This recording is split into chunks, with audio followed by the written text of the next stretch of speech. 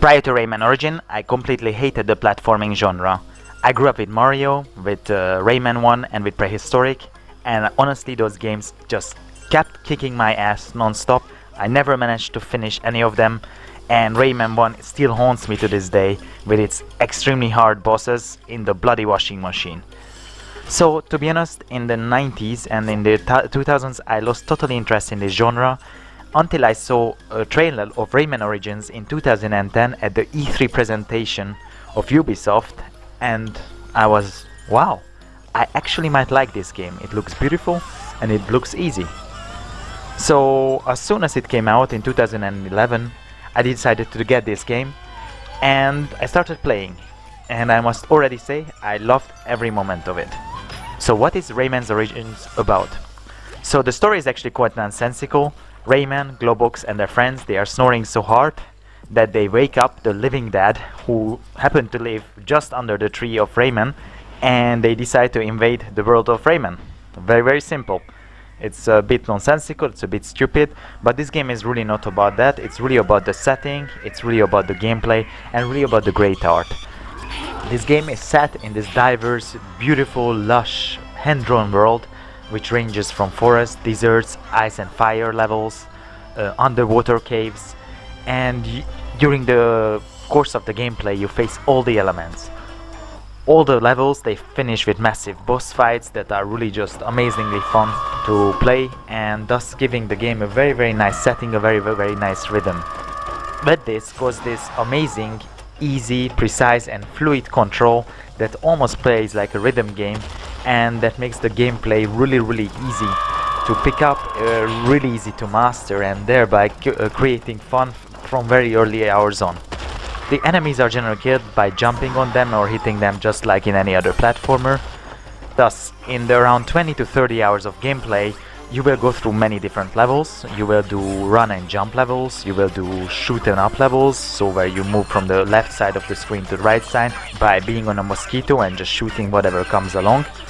And there will be the highlights of the game, which is these treasure chest levels, where you are following a treasure through these really difficult, crazy levels, and you're supposed to catch it. And these are great. I would also like to acknowledge here the amazing water level designs. I generally hate water levels. I think most players hate general water levels in most games, and I would really claim that of Rayman's Origins, the highlight of the game's design are the water levels, so really congratulations Ubisoft for this accomplishment. How the game works is actually you gradually acquire all the abilities that are needed to finish the game. So first you learn to punch, then you learn to do wall runs, and then you learn the helicopter move, etc. And by the end you get enough abilities to be able to finish even the extremely hard levels and the hard challenges that lie ahead of you at the end.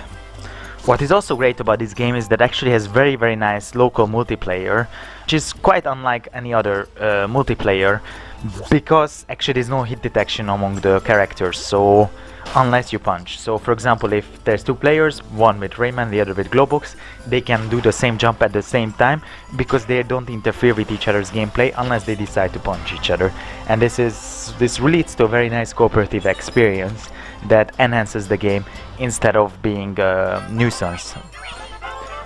Moving on to the art. The art is actually, I don't need to get too much into it because it's really great from start to finish. Graphics look amazing.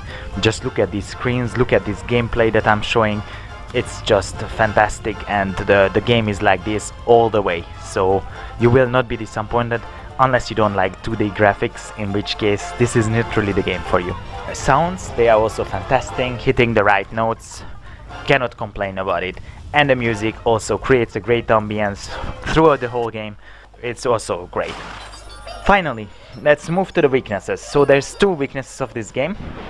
One is actually a game-breaking glitch that is on the PS3 version, and that's on the level Pirate's Treasure, where you're following a treasure chest through the level for 2 minutes, and in the end, when you are just about to catch him, you die. And to be honest, I did this level like 100 times before I managed to actually go through this level, and the only reason I kept going is because I saw on YouTube that it's possible to get through this by the glitch, so I was just experimenting with the end. Nevertheless, it is extremely frustrating, and Ubisoft, please correct it. Even though this game is 3 years old, don't be an asshole about it. The second weakness, or not that much weakness, but something I would like to have it changed, is that the enemies are slightly too static for me. In Donkey Kong, when you fall in front of an enemy, some enemies charge at you, and in Rayman Origins they are a bit too passive, they are not reactive enough for my liking, so that's something that I would like to have seen changed in the future iterations. Would I recommend this game? Oh yeah, hell yeah, definitely. This is the game that made me like platformers. After playing this game, I actually got into Donkey Kong as well, and to a lesser extent I also started enjoying Mario more. Thus, given that this game actually taught me to like this genre, I must give it a 9.5 outstanding rate out of 10.